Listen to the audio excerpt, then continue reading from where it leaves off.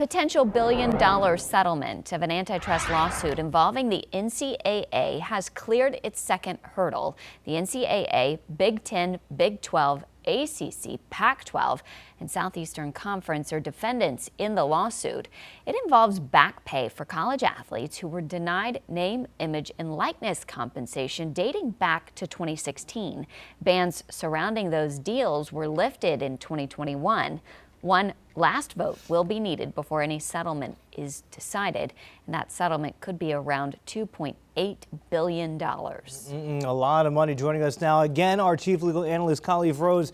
Khalif, it seems like a big figure, but talk to me about why a settlement may be the best option compared to what could happen if they were to pursue something else. It could be way more than that. I mean, college football, I should say, is the biggest, and then college basketball will probably be right behind it. And so you're talking about those are annually in the billions. And so if you're talking about going back to 2016, those numbers can start to escalate quickly. And so if you're in the room, you know where it's happened. If we're taking a reference from what the hit, Broadway hit, the biggest thing I would say is, you're saying, how much will it cost us to fight this?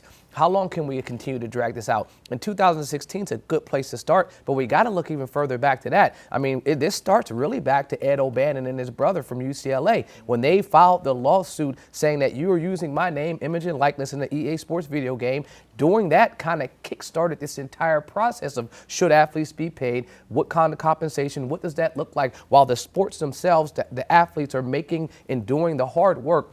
You have these industries, these colleges that are making billions, and then you have EA, the video game producer at the time, also making billions. And right in the middle, you have college athletes that couldn't even afford, as Chris Webber said, to buy his own jersey. And so the conversation, as it has progressed throughout the years, has been problematic. So cost would be the biggest thing. Why 2016? If I'm a 2015 athlete, I'm a little hurt. You are definitely a little hurt, but I mean, you have to be able to take it back to some look back period, and that's probably when the most litigation started. You had collective bargaining happening in a couple different places where folks was like, you don't want to pay us? Okay, we'll unionize and become employees. You had folks filing individual lawsuits. You had folks filing a number of different places, and so the NCAA was kind of defending itself multiple angles. You know, they didn't know where to stop the fights because it was bleeding across the board. But what I can tell you is that this was the right thing to do way back then. The answer is you got to pick some starting point. No one will ever be happy, because if you go to 2015 to 2014, folks will be frustrated. The $2.8 billion figure is a lot, but by the time you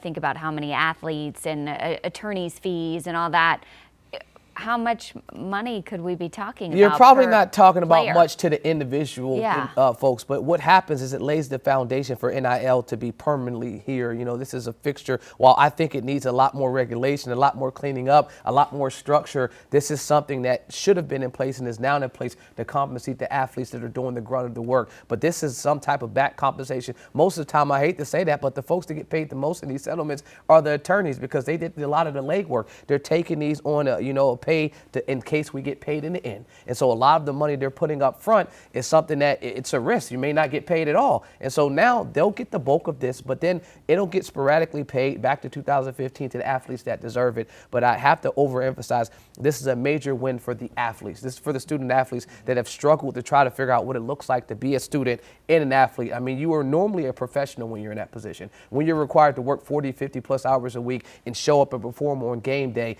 and not be compensated, there's nothing else on the planet that happens like that except for college athletics. So it's due season.